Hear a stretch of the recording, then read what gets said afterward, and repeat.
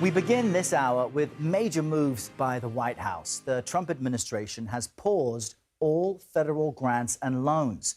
While it will not pause Social Security or Medicare benefits, there is now a temporary hold on all programs related to DEI, the Green New Deal, and foreign aid assistance. Also, the president signed 4 executive orders focused on the military, which include eliminating diversity programs and setting in motion a potential future ban on transgender troops.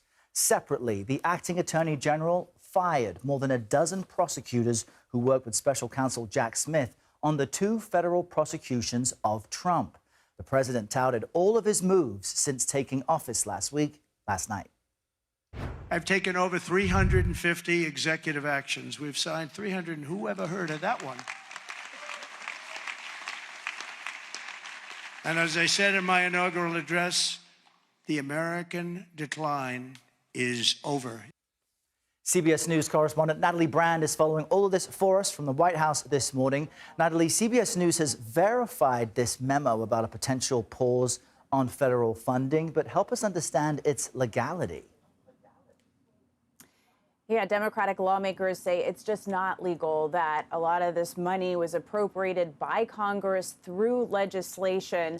But if you read the memo, what CBS News has verified, as you were talking about, it really seeks to take aim at policies and priorities of the previous administration, the Biden administration. When you look at some of the diversity, equity, and inclusion programs, clean energy spending, and things like that, this wants to align federal spending with Trump administration priorities. But again, Democratic appropriators are saying it's Congress that has the power of the purse. Actually, Senator Patty Murray, the ranking Democrat on the Senate Appropriations Committee, and her counterpart in the House wrote to the Office of Management and Budget last night and said, calling on them to uphold the law, saying that this has the potential to disrupt programs. This could impact funding to state and local governments through grants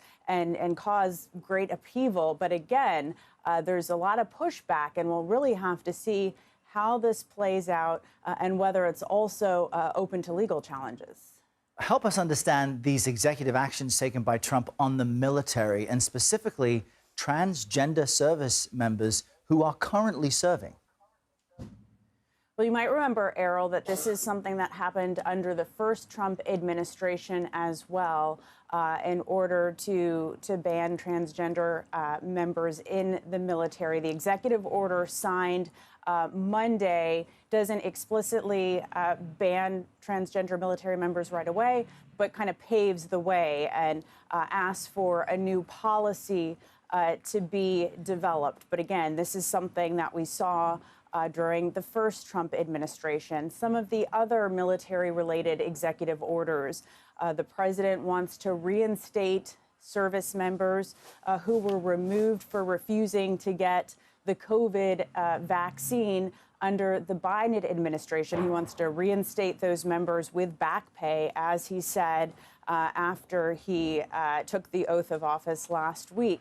Another interesting one signed wants to create a process to create an Iron Dome for the United States. That, of course, the Iron Dome is something we talk about, the missile defense system in Israel. He wants to create one here. But again, this is all part of a big push to, in his view, purge the Department of Defense from DEI initiatives and policies that he and his new defense secretary, newly confirmed Defense Secretary Pete Hegseth, believe impact readiness. They want to return the military to what they call a warrior culture. Errol. And quickly, Natalie, I'll ask you about the DOJ choice to fire those connected to Jack Smith. We received a statement from the acting AG saying they couldn't be trusted to faithfully execute the president's agenda. What does that mean? Yeah, again, this is something that the president signaled he would do, trying to what he calls end the weaponization of the Department of Justice.